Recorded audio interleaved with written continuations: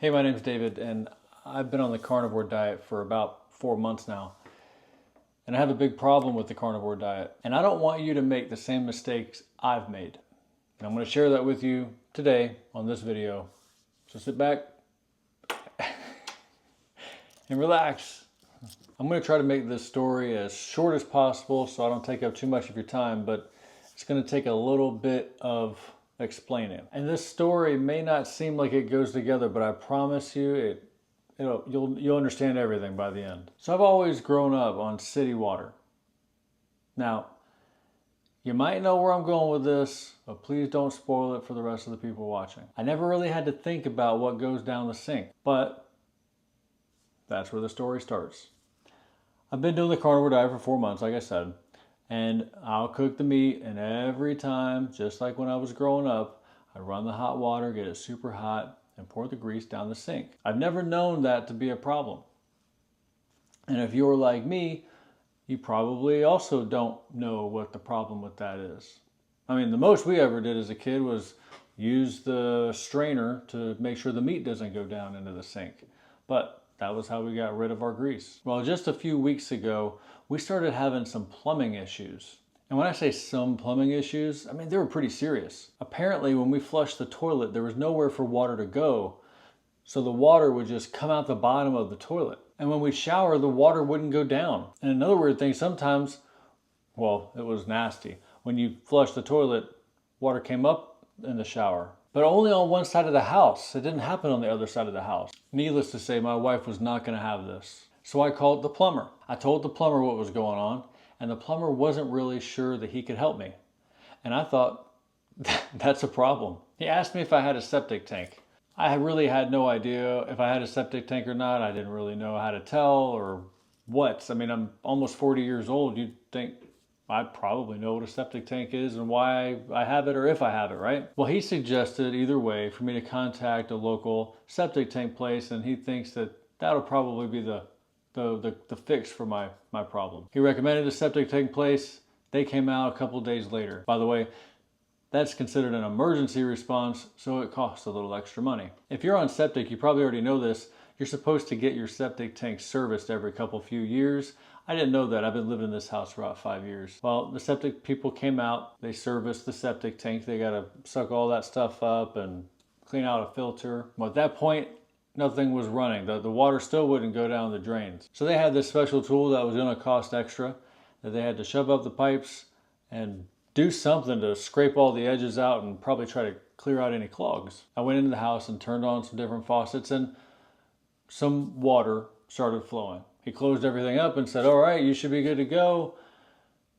But I wasn't. A couple days later, we started having the same exact issues. Now, I remembered back when the septic tank guy was there, he said, hey, you probably want to make sure that you don't put grease down your sink. And I said, why? I've been putting tons of grease down my sink. That's what I've been doing all my life, and I've been doing it a little extra lately now that I've eaten only meat. Well, he said what happens is that grease goes down into the pipes, and the pipes are a little chilly. Even here in Florida, the pipes get chilly underground, and the grease starts to cool. When the grease starts to cool, it backs up, and water can't get past it. So I called the septic people again since we were still having the same issue. They said, you know, if that didn't fix it, it could be the drain field. Now, the previous time they were out, it cost about $600 for them to do what they did. This time, if it really is the drain field issue, it was going to cost about $5,000. So needless to say, I was shaking in my boots. The septic tank guy got to the house.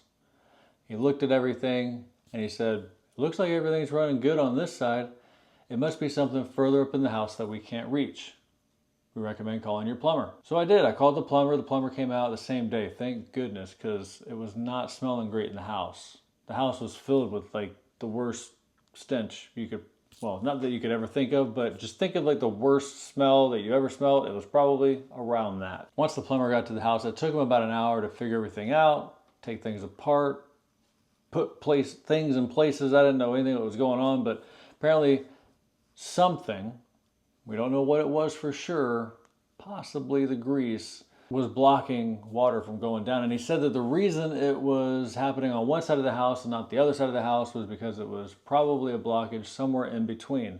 And we have a split floor plan, so the bathroom on the side that was clogging up was on the other side of the kitchen from the kids' room, their bathroom, and so on and so forth. Despite the plumber's call being a few $100s, I was still thankful that it wasn't around $5,000. So far it's been about a week and everything seems to be running smoothly. I've learned my lesson. I don't pour grease down the sink anymore. I'll tell you what I do now. Now I pour the grease into a glass, or maybe I take it outside to have some bushes or something like that, and I'll just pour the grease on the ground out in the bushes area. Or like I said, I can pour it into a glass, let it cool, and then throw it into the garbage. I'll also take some paper towel and wipe down the pan that way, and it gets all the grease out, at least most of the grease. And then I'll rinse with hot water. Another thing they said to do, which living here for the five years I haven't found to be a problem, but they said don't put any solid foods down in your garbage disposal. Scrape the food into the garbage, and then whatever the little specks are that are left on the plate, that's fine to go down the garbage disposal. But the bigger pieces of food that you send down the garbage disposal also has a chance of messing up your septic tank. So if you're on a septic tank, I gotta say, be careful with the carnivore diet. Don't put grease down in your sink. And if you have other suggestions that will help keep me from spending $5 grand on a new drain field, please share in the comments. Also, if this is enjoyable content for you, I want to encourage you to subscribe and then check out this other video because it's related to the same kind of stuff. I'll see you later.